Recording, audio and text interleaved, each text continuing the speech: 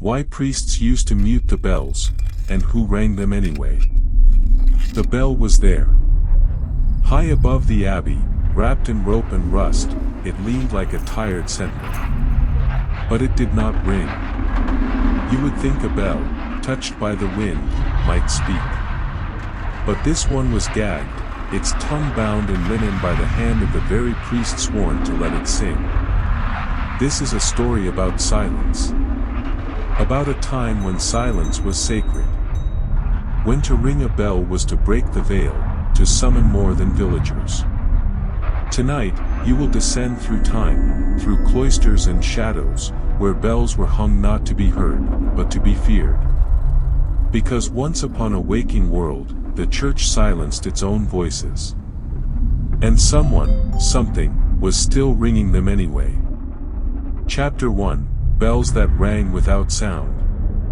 Before clocks, before calendars even, there were the bells.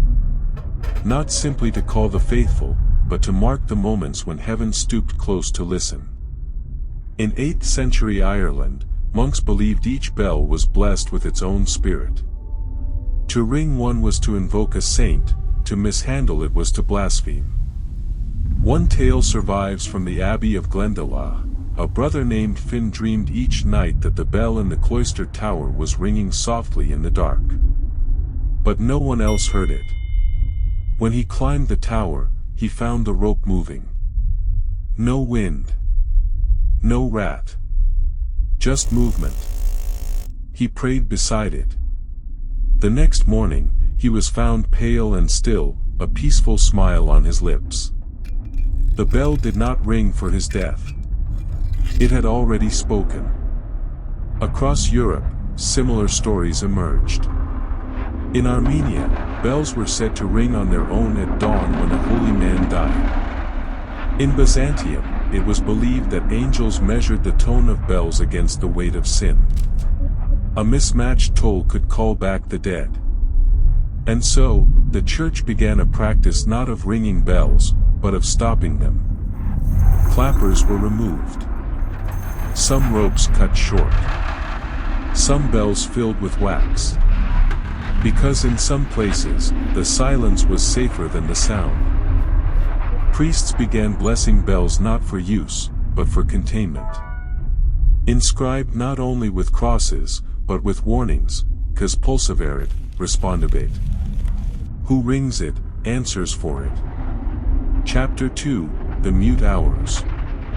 There were hours the monks feared.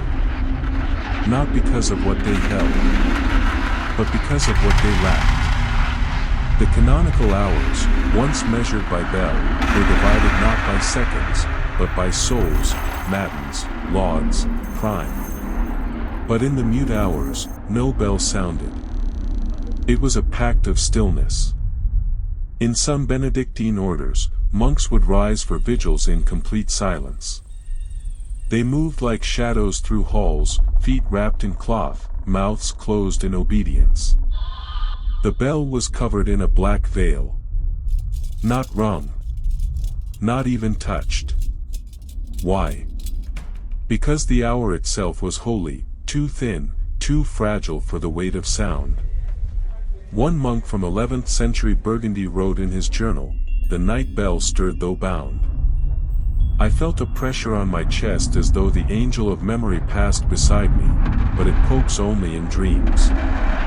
They believed that in the quietest hour, the veil between life and judgment lifted. The book of life was opened, but only in whispers. Bells, even holy ones, could disrupt the divine tally. In some corners of France, they replaced the bell with a slow drip of water, a silent metronome from a cracked stone basin. The sound was so faint, only monks who had confessed fully could hear it. The bell ropes were braided with rosemary and ash, to keep hands from forgetting. To ring by accident was said to trigger the weighing of every soul in the abbey. So, they muted them. With reverence. With fear. And still, some nights, the bells moved. Not loudly. But just enough for the sound to sit on your breath. A flicker. a tone at the edge of hearing. They called it the listener's toll. And it never rang when expected. Chapter 3, The Bells That Never Sounded. There are bells that never rang. Not because they were broken, not because they were uncast, but because they were forbidden. In the age when Rome split from Constantinople, and dogma became battle cry, there were those who feared the wrong sound, the sound that could awaken the heretic. And so, they silenced them. Not by shattering the bell, but by erasing the one who would ring it. Hidden in monasteries now drowned by history, there remain ledgers of unstruck hours. A curious phrase, but repeated often. We kept the hour, but not the sound. In the mountains of Armenia, an abbey once built its bell tower before its altar. The stone was quarried with hymns in mind. But the bell was never raised. When asked why, the abbot said, "We feared who might answer." Elsewhere, in Alexandria, the Coptic scribes wrote of a bell commissioned for a funeral that never happened. The child, meant to be buried, survived, and the bell was deemed cursed. It was buried beneath the church, a mouth filled with soil.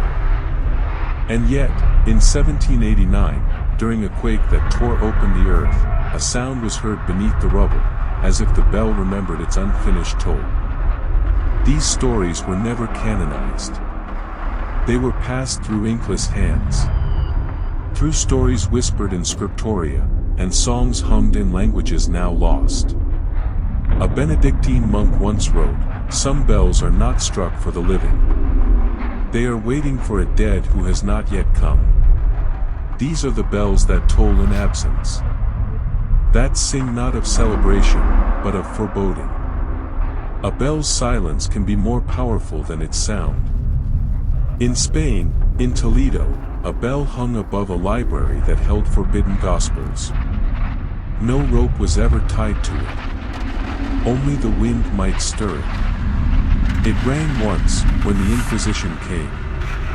They say it shattered the windows but left the scrolls untouched. One of the monks, before being silenced, scribbled in the margins of a psalter. The bell did not warn us. It named us. Why do churches build towers and then never ring them? Why forge bronze mouths if no voice is desired? The answer lies in fear. Not of God, but of what God might say, through an untamed bell. For every cathedral bell that sings with joy, there is another bound in silence. Held mute by law, by liturgy, or by the weight of what might be heard. And somewhere, tucked beneath a ruined vault, or wrapped in the scrolls of exiled scribes, there is a bell that waits for the one who will unmute it. The priests called them heretic chimes. The children called them ghost bells. But perhaps they were never meant for us. Perhaps they toll for those who remember what we have forgotten. Or worse, what we chose to forget. And even now, in the quiet hours before dawn, somewhere far from cathedral spires, a vibration lingers in the lungs of the earth. A bell that never rang. Still waiting. Chapter 4, The Bell and the Book. In older rites, the phrase, bell, book, and candle, symbolized excommunication. The final severing of a soul from grace. The bell was not just a call, but a sentence. Its toll marked the name erased. In 1482, the Abbey of Saint Benoit Surreal kept a register known only as the Liber Mutus, the Silent Book. Inside were the names of monks who had died in sin, unshriven, unblessed. When one such soul was condemned, the bell would toll 3 times. The book was opened. And their name was smudged out. Not crossed. Not blotted. Smudged, so the ink remained, ghost-like. A ritual followed, the candle extinguished, the name whispered backward, and the bell muted with a cloth soaked in holy oil. It was believed that this act sealed the spirit, keeping it from ringing the bell in death. But in more than one record, monks reported hearing the bell again days later. A weak toll. A final protest. The bells were now more than instruments. They were witnesses. And what they heard, they remembered. As the church's power grew, so too did its fear. That the wrong sound at the wrong time could undo not just prayer, but paradise. They issued edicts. Bell muting. Silent hours. Restricted tones. But bells have long memories. And silence, too, can speak. Chapter 5, The Bell Watcher's Oath. There were those chosen not to ring the bells, but to watch them. They were not priests. They were not monks. They were bell watchers. In the cathedrals of the 13th and 14th centuries, especially across Central Europe, a secretive role emerged. Sworn to silence, bound to vigilance, bell watchers were keepers of movement and tone. Not of when the bell rang, but of when it should not. They were tasked with recording every motion, every twitch of the rope, every accidental tremor, every chime with no known hand. They wrote with code. They wrote in ink mixed with ashes from burnt vestments, so that even the paper held sanctity. A fragment of an oath survives in a forgotten codex locked in the basement of Trier Cathedral. To hold the silence as sacred. To name no sound unless it be proven. To bind the tongue of brass and free the soul of doubt. To never toll nor touch, but to listen. And when it rings without cause, to bear witness in writing alone. Each watcher wore a medallion shaped like a bell with no clapper. A symbol of listening without sound. Many went mad. Not from what they heard, but from what they didn't. One bell watcher from the Abbey of Zwettl wrote in his final record. The bell cried today. No one else heard it. But I tasted iron on my tongue, and in the reflection of the wax, I saw a name being written backwards. In some places, watchers were kept alone, 2 floors below the belfry, with no contact for months. They were fed through a hatch. Given new candles every Sabbath. And each morning, they were required to write, "Bell still sleeps." But when the bell stirred, when the rope moved, or when air shifted with no wind, they wrote only one phrase. The witness wakes. A signal to the archivist, to the abbot, that something had crossed. It was not always clear what. A sin confessed too late. A relic disturbed. A dream that bled into prayer. Whatever the cause, when the watcher wrote those words, the bell was again muted, and holy ground reconsecrated. Sometimes it stopped. Sometimes it did not. Bell watchers were buried not in the graveyard, but beneath the belfry itself, as if to tether their hearing even in death. Some bells, they say, have not moved since. But many have. And there are stories, always stories, of bells ringing in places long abandoned. Of ruins humming a note no wind could carry. Of churches where the ropes are gone, and yet the sound returns. Because once a bell is heard, it can never be truly silenced. Especially by those who once watched it sleep. Chapter 6, The Sound Beneath the Stone. Beneath the cathedrals, beneath the stone and mortar of sanctity, there ran tunnels. Older than the churches themselves. Not catacombs, not tombs, but passages of resonance. Channels carved not for the dead, but for the sound. The earliest builders, Roman hands guided by whispers, laid down hollow stones, each inscribed with broken Latin and Proto-Germanic glyphs.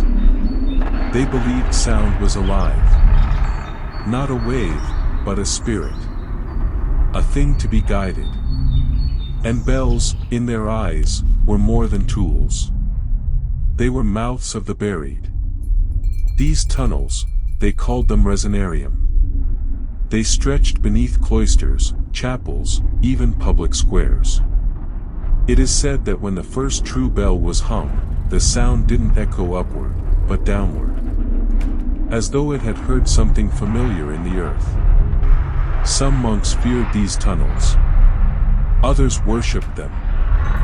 One Benedictine scholar, Isidore of Fulda, claimed he heard sermons echoing from beneath his feet at night. Voices and tones no man could shape, in languages not taught nor learned, but remembered. He transcribed these sermons obsessively. 3 volumes remain. The 4th was burned at the order of an abbot who said, "That which speaks from stone was not born of heaven." In the 1500s, a group of Franciscan reformers sealed many of the resonarium. Too many listeners were going mad. Not from fear, but from joy too immense for mortal ears. Joy, they said, that felt stolen. Because the sound knew your name. Not spoken, but chimed. There were stories of bells ringing underground, of vibrations felt in tombstones, of candles flickering to unseen rhythms. And in the worst cases, people would begin to hum melodies they could not have known. Melodies that hadn't been written. Or shouldn't be.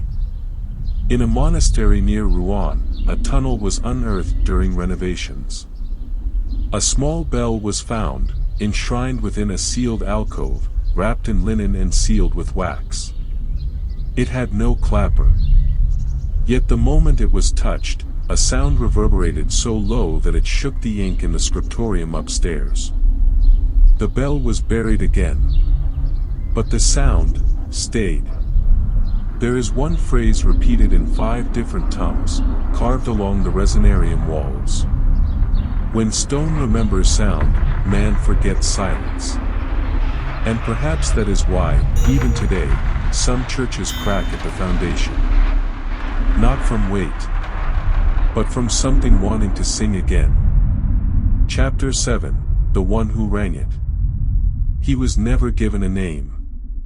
Not in the registers of Rome, nor in the scrolls of the Eastern Fathers. But his story passes through the cracks of pulpits and pews. He was called simply, the one who rang it. Some say he was a child, born within the shadow of the bell. Others claim he was a monk who never took his vows, and instead wandered the cloisters as if searching for a note he had heard in the womb. Every century claimed him as their own. Each order had a version of him, a Carmelite whispering riddles, a Jesuit speaking in song, a Cappadocian anchorite who touched no ground, but rang a bell only in dreams. He was the unordained cantor, the dissonant chorister, the outsider who could summon harmony without training, without words. One winter in 1325, a manuscript surfaced in Avignon. It bore no author. Its ink was made of rust. Its cover, pressed skin. The title, De Campanis Mutis.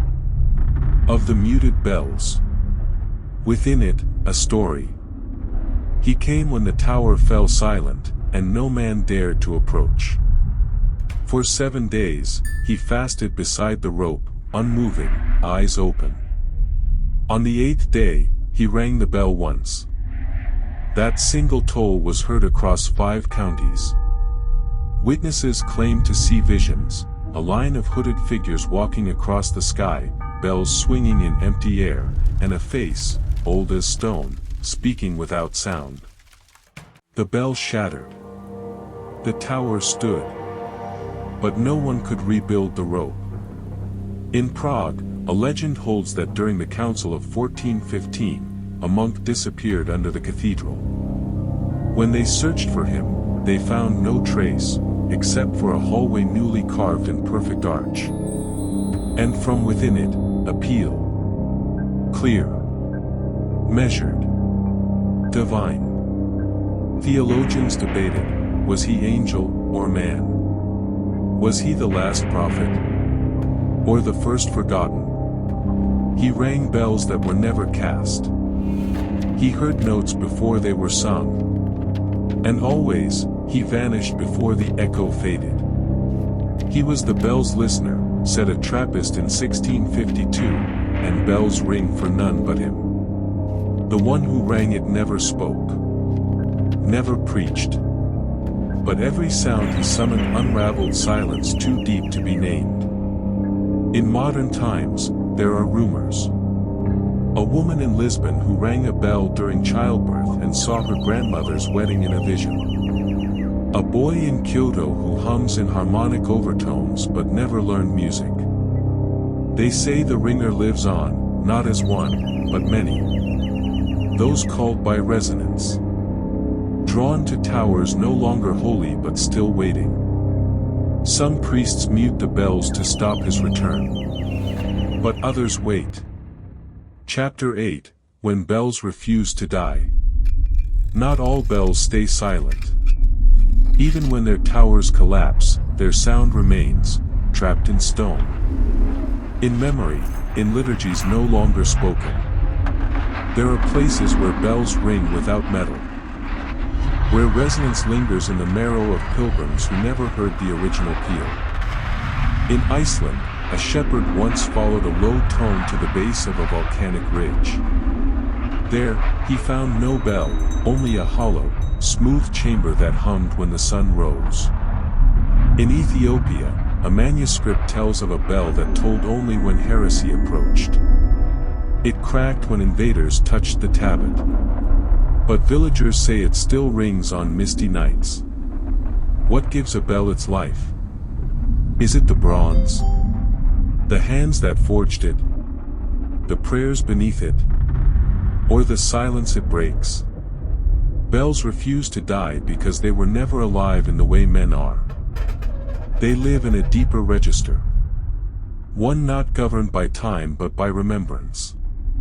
And when they are muted, the world listens closer. In Poland, they buried a bell when the Nazis approached. After the war, the soil rang for 3 days before anyone touched a spade. In the Philippines, a bell stolen by colonizers was returned after a century. It rang once as it was lowered from the plane. No one had struck it. A bell is never just a bell, wrote a cloistered nun in 1911. It is a mouth waiting for the voice of God. And when God is silent, the bell mourns. But never dies. In secret monasteries, in collapsed cathedrals, there are still ropes waiting to be pulled. The one who rang it may have vanished. But the bells remember. And one day, one will ring again.